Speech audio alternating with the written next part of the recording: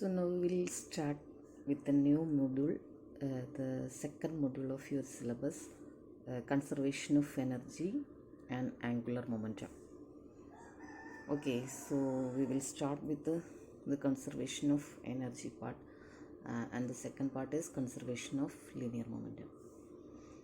So before discussing the conservation of energy, we have to be familiar with some initial terms like work, energy, power, etc. You have already studied in this your high school classes. Anyway, we will discuss these terms in detail, some more details here. So what is work?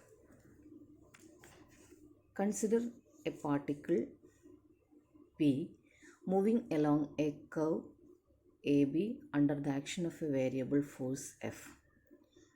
So a particle P is moving along this curved path from A to B.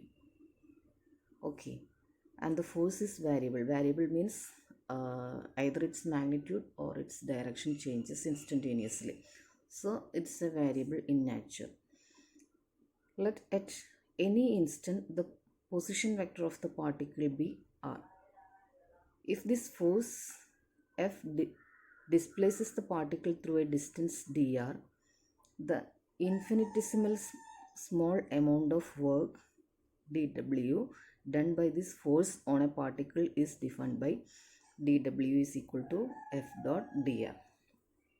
So the work done is force acting on the system into the displacement which is caused by the force acting on the system. Okay, so at if dr is an infinitesimal displacement, then the infinitesimal amount of work done can be represented by dw, which is equal to F dot dr. If the particle is moved from the point A to point B, so we are considering this path and we are considering these 2 points A and B, the motion between these two. The force is acting on the particle P, and this particle is moving from A to B, where the position vector of particle at A is R1 and that at B is R2. Okay, then the total work done by the force on the particle is given by W is equal to integral A to B F dot dr, because dw is F dot dr. So the total work done can be obtained by integrating this infinitesimal amount of work over the complete path. The complete path is from A to B. We are considering the path A to B. So this is the total work done for moving the particle P from A to B by the action of the force F. Okay, so R1 and R2 are the position vector of the particle at position A and B. So we can write A and B as R1 and R2. Okay, if the force makes an angle theta with the tangent to the path at any instant, then we can write W is equal to integral A to B F cos theta dr. That is, we can see it from the figure. That is, here this is the tangential direction. Okay, this is the tangential direction and this is the force direction. So this is the angle between this force and the tangential direction of the displacement. So this is theta. So we can write the displacement as dr cos theta, so that the work done will become F cos theta into dr. The values of F and theta may change from point to point of the path of the particle. So these values can be, the force is variable and the theta can also vary according to the nature of the path, because theta is the angle between the tangential to the path at any instant. So it can vary. So both these variables can vary from instant to instant. In general, for any vector which is a function of position, an integral of the form integral A to B F dot dr can be represented as integral a to b f cos theta into dr along the same path or the line AB. The line AB is called the line integral. So this is called the line integral. Since f cos theta is the component of force along the path, so the work done may be defined as the line integral of the tangential component of the force taken over the actual line of motion. Okay, so f cos theta is the actually the component of the force along the path. We can see it from the figure. So f cos theta, this is theta. So f cos theta is actually, this is the direction of force. So f cos theta is actually the component of force acting along the line of path. So we can say that so the work may be defined as the line integral of the tangential component of the force taken over the actual line of motion. So that's how we are representing the work done as f cos theta into dr. Okay, so this is about work. Now if the force f remains constant and the displacement r is along a straight line, then we can write the work done as the integral of dr as f dot r. Okay, the two conditions, that is force remains constant and the displacement is along a straight line instead of a curved or any shaped path, then the work done can be simply written as f dot r, that is f cos theta into r. This expression is in agreement with the elementary definition of work, that is work done is the product of the component of force along the displacement and the distance moved by the particle. This is the general or the elementary definition of work done. Okay, so we will get work done as f cos theta into r.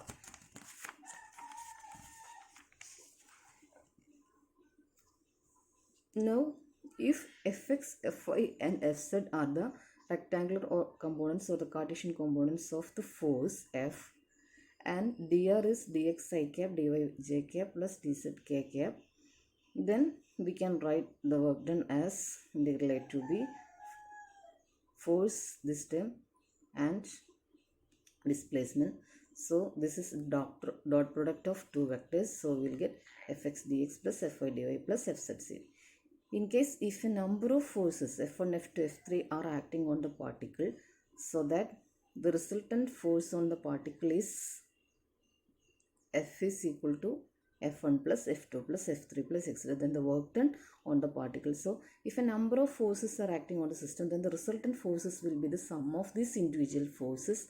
In that case, the work done, total work done can be represented as integral a to b f1 plus f2 plus f3 etc. dot dr. Okay, so we can split the terms like this. So it will be like a to b f1 dot dr plus a to b f2 dot dr plus etc. Okay, which is the sum of the work done by each force. This is the work done by force f1, this is the work done by force f2, and if there are any number of forces there, n number of forces there, then the next term will be f3 dot dr etc. fn dot dr. Okay, so this is about work done. Now we'll discuss about power. So you know what is power? The elementary definition, it is the rate of doing work, that is rate of doing work, dw by dt is the power, can be represented by this formula where w is the work, p is the power. If F is the instantaneous force acting on the particle, then P is equal to dW by dt can be represented as instead of work we can substitute F dot dr, so that F dot dr by dt. So we can write F dot V, which is the instantaneous power. The average power during a time interval T is obtained by dividing the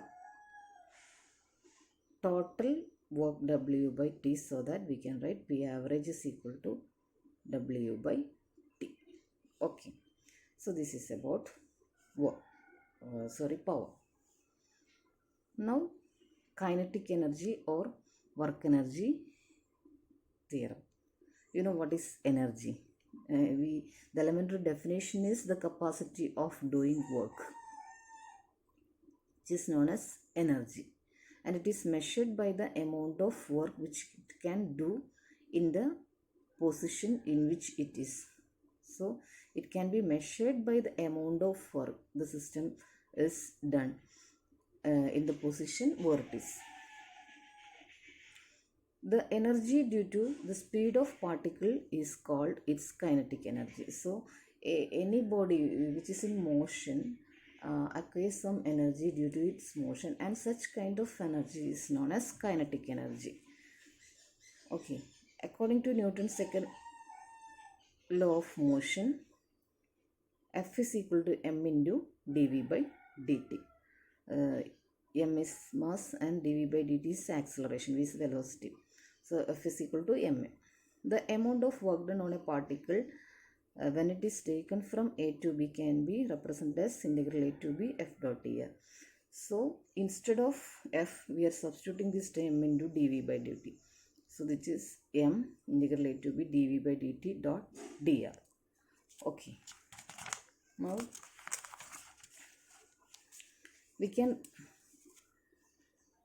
write dr as dr by dt into dt, which is nothing but dr itself. Okay, so we are representing dr as dr by dt into dt. So this dr by dt is v dt. Okay, so the in the integral, the term dv by dt dot dr can be represented as dv by dt dot v dt. Okay, because dr is v dt now, so we can represent this term like this. So this is d by dt of v dot b into dt. Okay, since this is a dot product, by the dot product rule we can write this as like this. Now this is d of, so here d by dt and one dt is here, so it's simply d of v square by 2. Now the work done can be represented as, substituting this term is now d of v square by 2. So substituting this term back into the integral equation, work done we will get m by 2 integral a to b d of v square. This term is outside the integral. Okay, so integrating from a to b, we will get m by 2 vb square minus va square. So look at this equation. va and vb are the velocity of the particle at position a and b respectively. Now the work done become half m vb square. This is m by 2 vb square, we are writing it as half m vb square minus half mv square. Half mv square is the expression for kinetic energy. So this work done represents the kinetic energy at position B minus kinetic energy at position A. So this equation shows that the work done on a free particle depends only upon its initial and final velocity of the particle, and is independent of the nature of the force and the path followed by the particle. So we have got the work done as the change in kinetic energy. So it depends only on the initial and final velocities of the particle and not on the path or the nature of the force acting on the system. Thus, the work done is represented as change in kinetic energy. Thus, the work done by the force on a particle is equal to change in its kinetic energy. This is known as work energy theorem. When the work done on the particle by the external force is positive, its kinetic energy increases. That means the change in kinetic energy means final kinetic energy minus initial kinetic energy. So the work done a positive value means this value is greater than this, that is the final velocity is greater, or the final kinetic energy is greater than its initial kinetic energy or velocity. Okay, or its kinetic energy increases. And if it is negative, vice versa, that is if it is negative, there is a decrease in its kinetic energy. In such cases, the particle does work in moving itself against the force and loses its kinetic energy. So the work done is equal to a minus value, means the system itself is doing work in order to move against the force and hence loses its kinetic energy. So this is about work energy theorem. Now what is conservative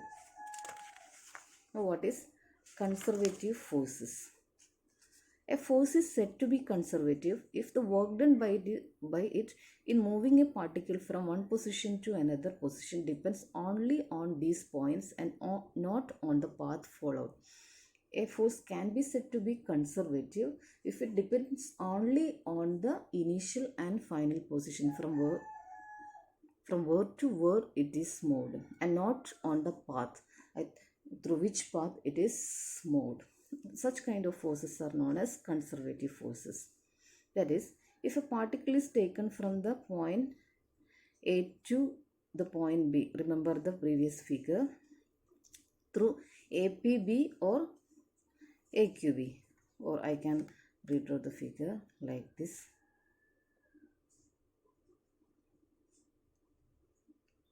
Suppose these are two paths. We are taking a particle from A to B along these two paths, along APB and AQB.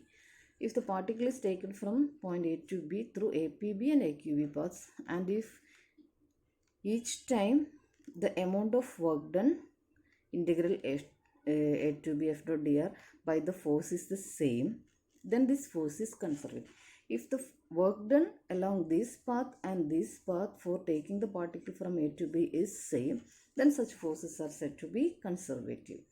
Thus, for a conservative force, we can represent integral A to B f dot dr is equal to integral A to B along the path AQB f dot d. So, along these two paths, the work done will be same.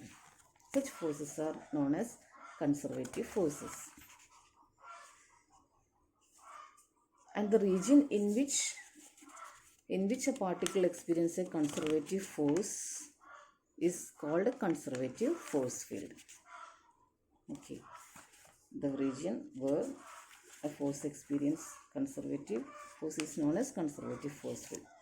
And the second point about the conservative forces are, for a conservative force, the work done around a closed path is always zero. That is, the amount of work done when a particle reaches from the point A to the point B, remember the figure, in a conservative force field, then the work done from A to B can be represented as integral A to B f dot dr, which is minus A to B f dot dr. That is, if this is our two paths A, B, APB and AQB, the work done along this path is represented by A to B f dot dr. This is, if it is conservative, this can be represented as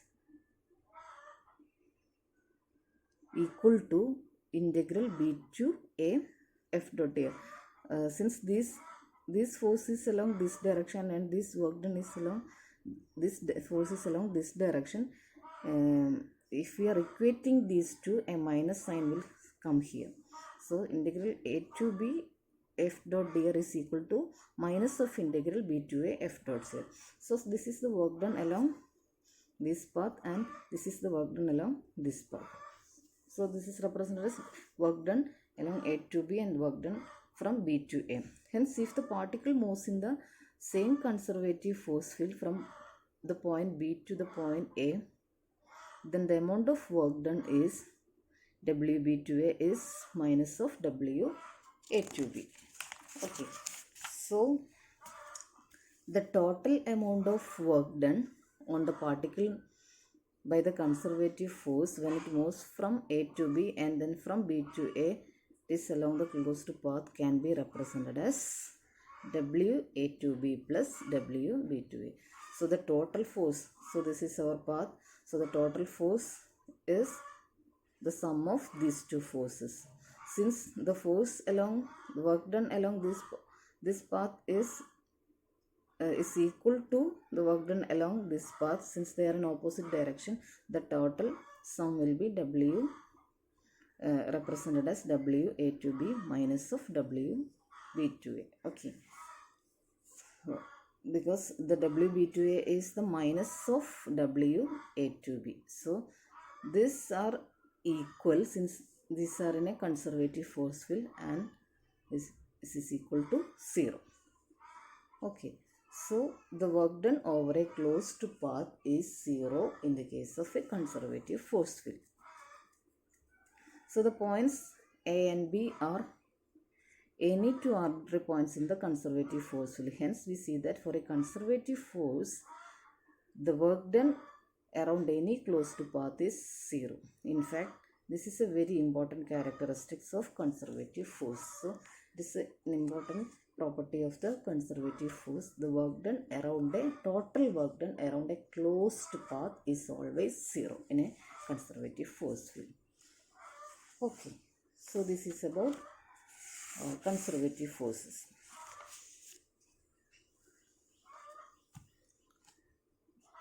So now we will discuss about potential energy. We have discussed about kinetic energy. Now we will discuss what is potential energy. The potential energy of a particle is defined as the energy stored in it due to its position. So we have we have studied in our high school classes itself the elementary definition of potential energy. This is that definition itself. This energy possessed by a system by its position. It is measured by that amount of work which this particle can do when it moves from its present position to some standard position. It is generally represented by the letter U. This is the energy possessed by its position, and it is measured by the amount of work done which this particle can do.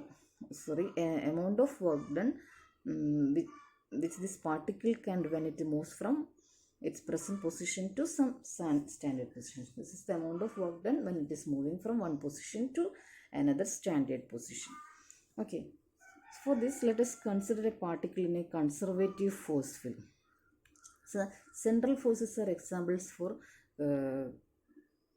conservative forces. Central forces means a force which is a function of which is acting towards or away from a central point.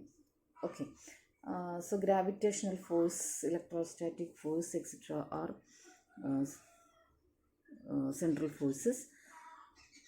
Now let us consider a particle in a conservative force field. Okay, the conservative force field, the conservative force which is acting on a particle can be just counterbalanced by a suitable applied force Fa. Okay, so we are considering a particle in a conservative force field. So whatever it may be, gravitational or electrostatic, etc. This is a conservative force. The conservative force which is represented by F, okay, just acting on the particle can be just counterbalanced by a suitable applied force. The applied force is represented by the suffix A, Fa. Okay, this is a conservative force field and this is applied force. Now, if the particle is moved very slowly against the conservative force F from one position to another without developing the kinetic energy, the work done in moving the particle will appear as its potential energy. So what we are doing is we are moving this moving the particle which is placed in the conservative force field from one point to another very slowly, which means there is no kinetic energy developing in such a motion. The motion is very slow such that no kinetic energy is developed. So at every point its energy is purely potential and no kinetic energy. Okay, now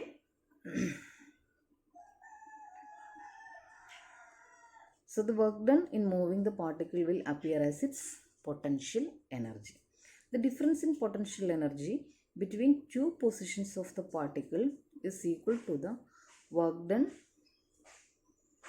by such an applied force on the particle in moving it from the first position to the second position. So the difference in, so its total energy is purely potential. So the difference in potential or change in potential energy between two positions of the particle is equal to the work done by such an applied force to move the particle from between that position or between that points. Okay. Suppose we are taking the first position as position 1 and second position as point 2. So the work done can be represented as change in its potential energy F2 minus F1 by integral 1 to 2 Fa dot dr. Fa is the applied force. Since Fa is equal to minus F, we can substitute Fa as minus F. So this equation will become U2 minus U1 as minus integral 1 to 2 F dot dr. That is the potential energy at a point is obtained by assigning zero potential energy to any convenient point and then calculating the difference of potential energies. Now if we assume the first position at infinity and the potential energy to be 0 there, then the potential energy of the particle at a point distance r is given by integral minus infinity to r f dot a. That is what we are saying here is usually so we have got this equation, the change in kinetic energy as the work done. This is the conservative force minus of this conservative force. The particle is placed in this field. So the potential energy at any point is defined by assigning. We are assigning such that the potential energy is 0 at some convenient point. So we are taking one point as infinity, so that the potential energy there is infinity according to the definition. So if it is placed at a distance of infinity, the potential energy there will be 0 by definition. Okay. So the first point is infinity and r is the standard reference point to which the particle is bringing. So the particle is bringing from infinity where the potential energy is 0 to the point r. So the change in potential energy or the work done can be represented as F dot dr. The integral now has changed from minus infinity to r. So here there is some minus sign and we are substituting back f as minus fa. So this will become u of r as infinity to r fa dot r. This in terms of the conservative force and this in terms of the applied force. Okay, thus the potential energy of a particle at a point r is defined as the amount of work done by an applied force in moving the particle from infinity to that point. So that's the definition. So potential energy is defined as the amount of work done for bringing a particle from infinity to that particular point. It is so often convenient to choose the reference or standard position to be that at which the force acting on the particle is 0. Thus the force exerted by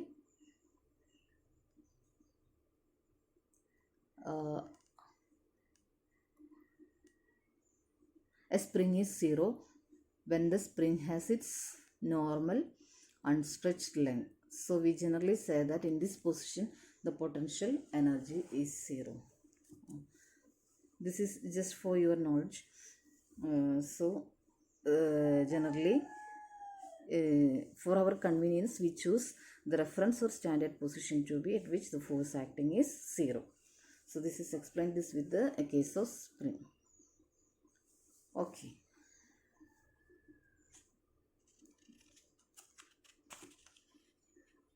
Now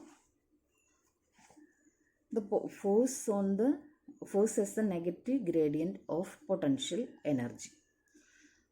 Force is a negative gradient of potential energy. So we have u of r, the potential energy, as integral minus infinity to r f dot dr. So in Cartesian or rectangular components we can write the force and displacement as this in component form. So this is the dot product of two vectors. If you are taking the dot product, we will get fx dx minus fy dy and fz dz. Okay, so these are the components, and u of r is so u of r is the component of u of r is u of x, u of y and u of z. Okay, the r is again x plus y plus z. So there are three components for u also. So the right side is the integral term. So in order to get the components of u, we have to differentiate this function. So differential of integral will give you the integrand itself, so that fx will give you dou u by dou x, fy will give you dou u by dou y, and fz as minus dou u by dou z. Hence f can be represented as f, which is in the component form, can be represented as dou u by minus of dou u by dou x into I cap minus dou u by dou y into j cap minus dou u by dou z into k cap. So we can write f is equal to minus del u. This is minus of del, where del is an operator which can be represented as dou by dou x I cap plus dou by dou y j cap plus dou by dou z k cap. This is an operator which is known as del operator. A del operator acting on u will give you this operator operating on u will give you this value. So we can represent the forces minus del u. That is, the force, the conservative force can be represented as the minus gradient of potential. Minus gradient of potential. So this is an important property of conservative force. That is, any conservative force can be represented as the negative gradient of its potential energy. So in the one-dimensional case, the force can be represented as minus du by dx. Since it is as it was, we were considering the three-dimensional case, we could represent it as minus del u. If it is one-dimensional, only one component will be there, so f can be represented as minus du by dx, or u as minus f into dx. Okay. So for conservative force, we knew that f is equal to, f can be represented as minus del u. So what will be curl of f? So curl of f can be represented as minus of del cross u. So this is how we are taking the curl. Means any vector. This is curl. This is the curl of a vector A. If A is ax I cap plus ay j cap plus az k cap, then del cross A can be find out by writing the determinant like this. First, the unit vector direction ijk, Then the first operator component del is what is I dou by dou x plus j dou by dou y plus k dou by dou z. Okay, so dou by dou x, dou by dou y, dou by dou z. And the component of A is ax, ay, az. Similarly, here the curl of the force can be written as ijk dou by dou x, dou by dou y, dou by dou z, where this is the component of del operator. And what is the component of delta u here?